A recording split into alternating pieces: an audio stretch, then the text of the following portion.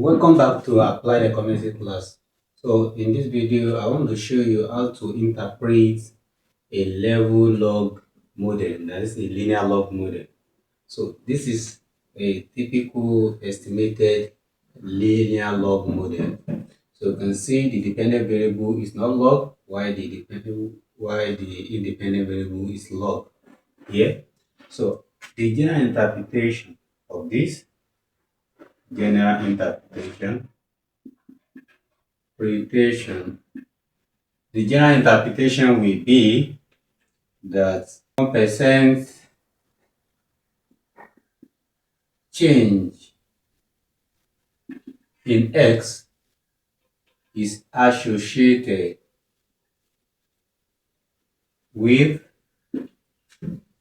beta 1 hat divided by 100 units change in Y. Change in a variable that is log in a regression model will be interpreted as a percentage change. That is why this one is a 1% change in X is associated with beta 1 hat divided by 100 unit change in Y. Units because this dependent variable is not log, so it will be interpreted in units, while the one that is log will be interpreted in percentage. That is the interpretation, general interpretation. Consider a situation where beta 1 hat is greater than 0, that is positive. So how do you interpret? Say is positively y is positively related to log x, as you have in the model, to log x. So we cannot have that on average, so we said 1% increase in x is associated with beta 1 hat divided by 100 units increase in y. So, and vice versa.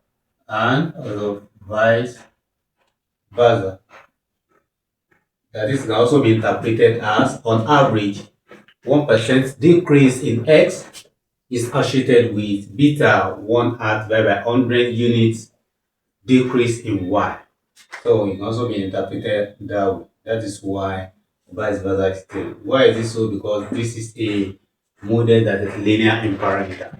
So let's consider a situation whereby our beta 1 hat is less than 0, that is negative. So how do we interpret this particular model? Okay, so if beta 1 hat is negative, so the interpretation is going to be y is negatively related to log x. Then on average 1% increase in x is associated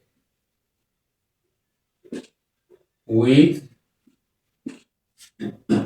beta 1 hat divided by 100 units decrease